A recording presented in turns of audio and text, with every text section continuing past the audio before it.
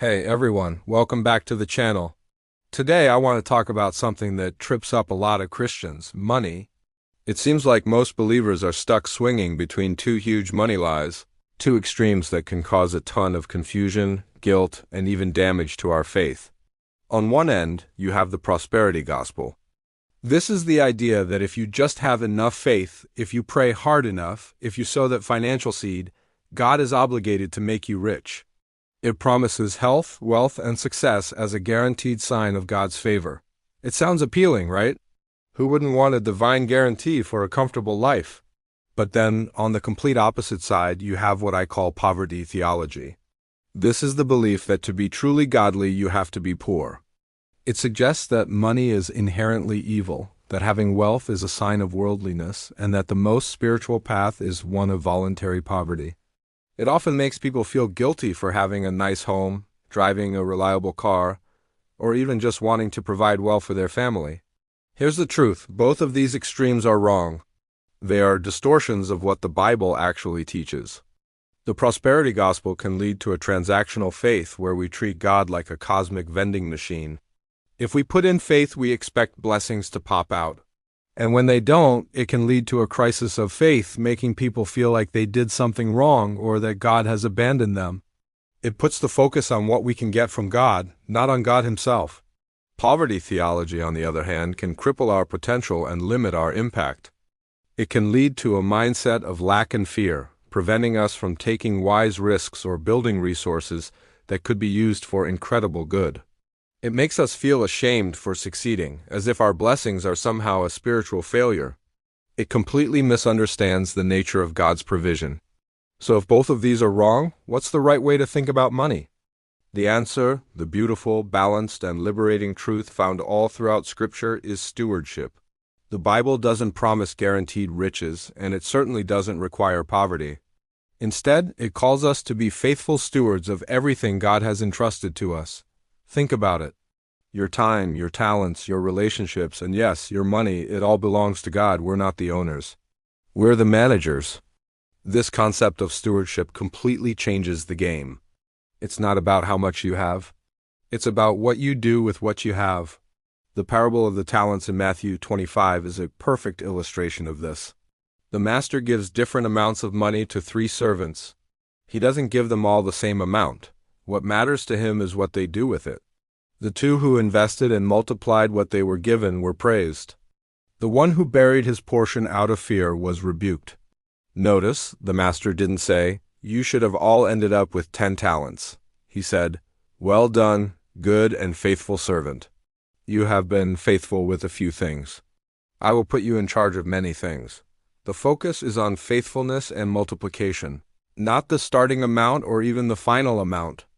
This means we have a responsibility to be wise with our finances. It's not unspiritual to learn about budgeting, investing, saving, and creating income. In fact, it's a deeply spiritual act of managing God's resources well. When we do this, we're not doing it to hoard wealth for ourselves or to show off. We're doing it to grow the resources God has given us so that we can have a greater impact for His kingdom. So, what does this look like in practice? It means working with excellence in your job, viewing your career not just as a way to make a living, but as a way to serve God and others. It means being generous. A good steward is a cheerful giver, supporting their local church, helping those in need, and funding missions that spread the gospel. Your resources can literally fuel the Great Commission. It also means providing for your family. The Bible is clear that if anyone does not provide for his own, and especially for those of his household, he has denied the faith and is worse than an unbeliever. Providing for your family is a sacred duty. Stewardship frees you from the pressure of the prosperity gospel because your worth isn't tied to your net worth. You can be faithful with a little or a lot. It also frees you from the guilt of poverty theology because you understand that resources aren't evil, they are tools. A hammer can be used to build a house or to break a window. Money is the same. It can be used for selfish indulgence or for kingdom purposes. The goal isn't to get rid of the tool. It's to learn how to use it for its intended God-glorifying purpose. This biblical perspective on stewardship helps you make financial decisions with peace and confidence. Should you take that promotion? Well, will it allow you to be more generous and have a greater impact? Should you start that business? Do you feel God calling you to create jobs and value in the marketplace? This framework allows you to pursue financial growth not from a place of greed, but from a place of mission. You're not just building your own little empire. You're expanding your capacity to serve God's kingdom. Imagine the freedom of knowing that your financial success doesn't make you less spiritual, and your financial struggles don't mean God is mad at you. Imagine operating from a place of abundance, not scarcity, knowing that God is the owner of it all, and He delights in seeing His children manage His resources wisely and generously. That's the heart of a prosperous steward. It's not about being rich, it's about being faithful. It's about a deep, abiding trust that God will provide what you need to accomplish the work He has called you to do. You're called to multiply what God gave you and use it for His purposes. That's it. No guilt. No hype, just a clear biblical mandate to be a good manager. If you're tired of the confusion, tired of feeling guilty for having money or feeling like a failure for not having enough, then it's time to embrace this truth of stewardship. It's a game changer. If this message resonates with you and you want to dive deeper into this balanced, biblical approach to wealth and faith, I've written a book that breaks it all down. It's called The Prosperous Steward.